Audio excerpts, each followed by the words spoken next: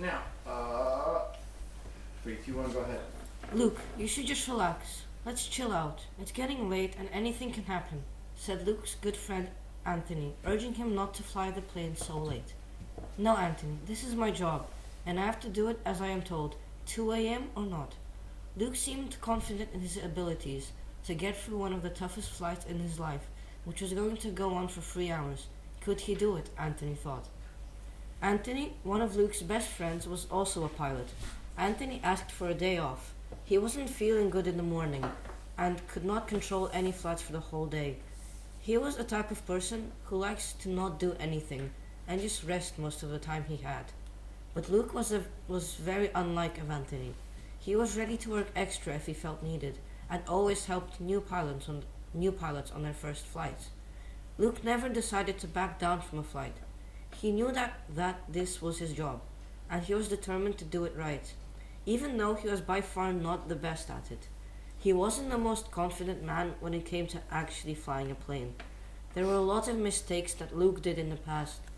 That was why Anthony was not sure of his abilities, especially for a flight like this, 2 a.m. to 5 a.m. One of the toughest flights a pilot has to do, but Luke seemed very confident that he could do it. Even though his abilities weren't the best, and at such a late flight, there aren't going to be much people, right? It was still around 3 o'clock, and Luke had plenty of time to think about his decision, and whether it was the right thing to do at that time. The Slovenian Airlines had quite a unique way of deciding who gets to take charge of a flight. At the start of the day, the pilots get a schedule of flights, and the default order of who gets to fly what flight. One flight that the pilot controls, he gets 1 rest point. When a pilot receives 5 rest points, then he can have a flight off. And another pilot who requires extra points can take charge of the flight. Luke currently had 17 rest points, which is enough to have a couple of days or more of rest. But he said to himself, once he got his first point, that he isn't going to miss a single flight, which he has to control. You have 17 of them, Luke. 1 flight costs you 5 points. You still have over 10 left. This flight is very dangerous, so late in the night, and who knows how tired you can get. Anthony was seeming confident that Luke should take his first ever flight off, but Luke just ignored him. He, on the other hand, was sure that he should do his job. It was getting towards 5 o'clock. The final decision had to be made by 7. Leaving Luke 2 hours without a single doubt in his mind, he was certain that he shouldn't put a newbie to fly at such a late time, although probably the newbie might even do a better job than Luke, considering his piloting ability. Anthony seemed to have given up at proposing Luke a solution. Why don't I be your substitute pilot, just in case something might happen? Anthony was proposing to be Luke's substitute pilot. Also, for the Slovenian Airlines, substitute pilots had to be present in case something might happen.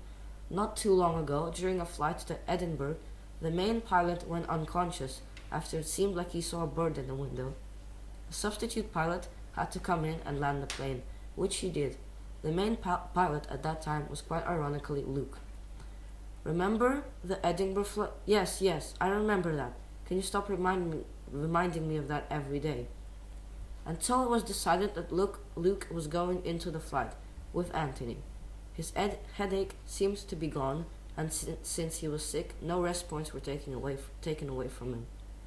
As the pair approached the registration desk for the pilots to decide who gets to control the flights, Anthony seemed very nervous about this flight. One thing was keeping him calm, that the flight was incredibly uncommon for these airlines, and that it was very late in the night, so there weren't going to be much people. Or is there? It was getting close to midnight, only 2 hours remaining until takeoff. The pilots had to be in the plane half an hour before the flight begins, so only an hour and a half of free time was left until they had to face the flight from Ljubljana to Nicosia. They were trying their best to relax. Anthony was by far more nervous. He was already feeling sleepy, but Luke was brave. He was determined to make up for his mistakes of the past and focus on the future part of his career, although he was clearly lacking in ability. The time was flying by, and before they knew it, the shout came along, "Pilots, get ready for takeoff." It was a tradition before every flight. A person had to call the pilots at the appropriate time.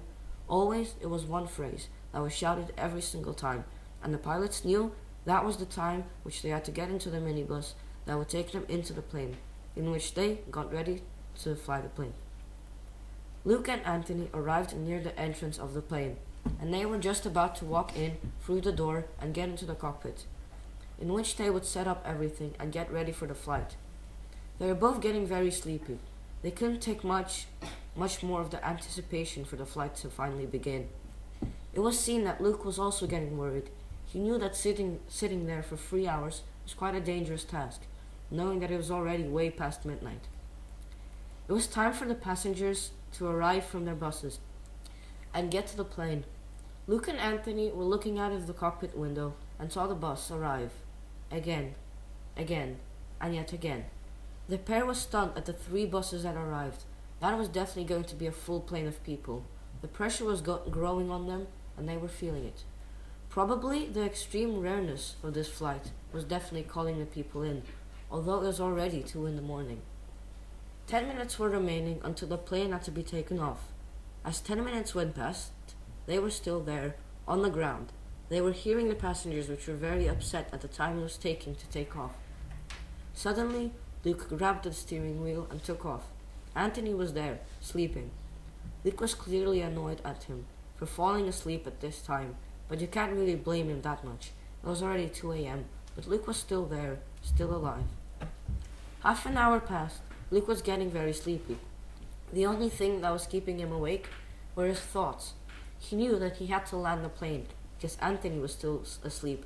A single mistake would cost the life of numerous innocent people. But he was getting tired and extremely thirsty. He put the plane on autopilot, which could only last a maximum of 10 minutes, and he went into the pilot's bar to get himself some water. As he opened the door, he only saw beer and wine. They were his 2 favorite drinks, but he wasn't much of an alcoholic at all. But right now, he was dreadfully thirsty, and he couldn't take it anymore. He had no choice but to drink the beer. He felt very awkward, and he was very careful, but he drank a whole bottle. He was feeling better and not at all drunk, but as a couple of minutes passed, he was beginning to feel dehydrated, and by every minute, it was getting worse and worse. He couldn't understand why. He only drank the whole bottle a couple of minutes ago. As it turned out, the beer itself actually was dehydrating, so that was not helping him at the least. But he knew that there was still the wine left. However, he knew that if he drank a bit more alcohol, then he would definitely feel very bad. So he was trying his best to get through time. As minutes were passing by, the feeling was getting much worse for Luke. While Anthony was deep in his sleep, several times during the flight, Luke was about to fall asleep. There was still 2 hours left in the flight. Luke knew that it was just too much to get through. He couldn't take it anymore. Luke fell asleep. Extremely unluckily for him, while banging his head on the control panel, he hit the autopilot button. But the autopilot could only last for 7 more minutes. The situation was critical. Luke wasn't looking like he was going to wake up any earlier than the end of the flight, if of course they would make it. But the plane was looking very calm. Almost every single passenger was asleep, and nothing was showing any signs of danger whatsoever. If only they knew what was going on in the cockpit of the plane.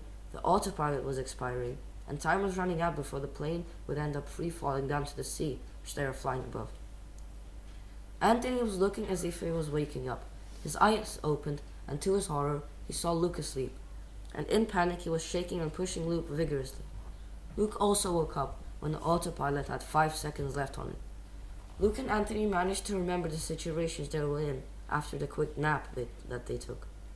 The autopilot expired, the plane was on a free fall down to sea. Luke immediately went to the control panel. While the plane was still carrying way too much force with it, he was pulling the direction attach as high up as he could. On the verge of hitting the ground, the plane was barely pulled before making contact with the water. Luckily for Luke and Anthony, the passengers were all asleep, and everything was left unnoticed.